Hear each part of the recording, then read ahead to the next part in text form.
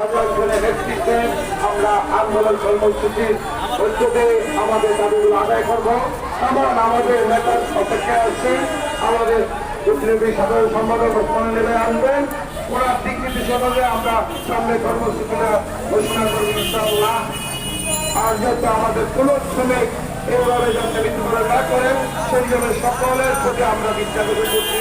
প্রশাসন, বিভিন্ন মিডিয়া এবং গণ্যমান্য ব্যক্তিবর্গ এই দেশের যারা সংসদ পরিচালনা তাদের দিকটা আকর্ষণ করছি।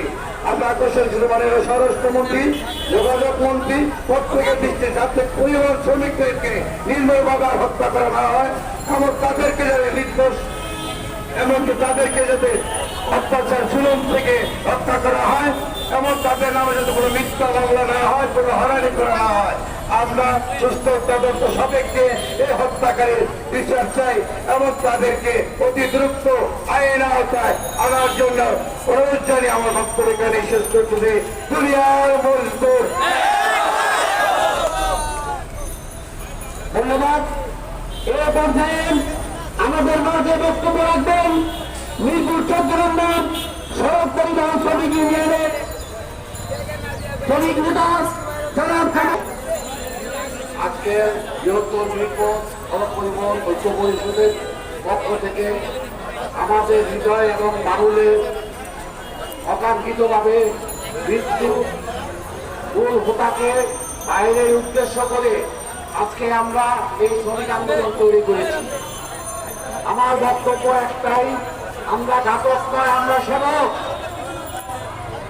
আমরা সেই সেবা দান করতে যে যদি আমাদেরকে এইভাবে রাস্তাঘাটে জনগণের হাতে পিষ্ট হয়ে মৃত্যুবরণ করতে হয়, প্রত্যেকটা সেক্টরে ঈদ উপলক্ষে একটা বোনাস থাকে, এটা প্রাইভেট সেক্টর হোক আর সরকারি সেক্টর হোক, কিন্তু আমার পরিবহন শ্রমিকদের কোন আসনিক কোন উৎসব উপলক্ষে কোন উৎসব পাওয়া এবং মাসিক ভাতা নাই।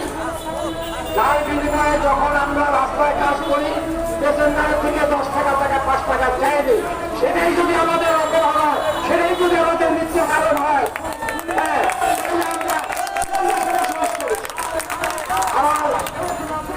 আমাদের মানুষকন্যা মানবতা না জননেত্রী শেখ হাসিনার দৃষ্টি আকর্ষণ করে এবং স্বরাষ্ট্র মন্ত্রণালয়ের দৃষ্টি আকর্ষণ করে বলতে চাই, এই হত্যার দৃষ্টান্তমূলক শাস্তির দাবিতে এবং সিবিআই তদন্তের মাধ্যমে মূল হোতাকে বের করে এবং যে প্রশাসন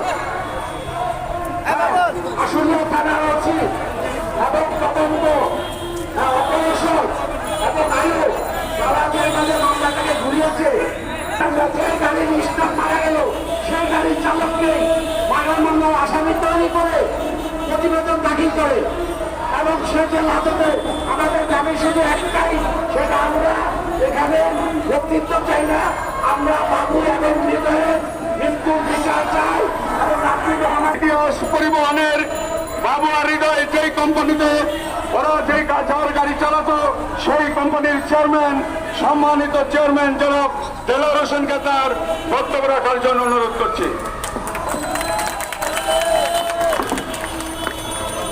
আসসালামু আলাইকুম। আমি দুটি কথা বলতে চাই, সেটা হলো বাবু হৃদয়ের যে যারা হত্যা করছে তাদের বিচার চাই এবং সুষ্ঠু তদন্ত, এটা সুষ্ঠু তদন্ত চাই এবং ওই প্রশাসনকারীকে বলতে চাই যেটা আপনি সুস্থ তদন্ত করেন, আরে বাংলার শ্রমিক সব খেপে যাবে, বাংলার শ্রমিক আছে। আর আমাদের আব্দুর রহমানের যে মিথ্যা মামলা জেলে ঢুকানো হয়েছে তাকে মুক্তি দেওয়া হোক শর্তে। আর আমাদের ইতিহাসের পক্ষ থেকে এই মামলা যা যা করা লাগে আমরা তা করবো এবং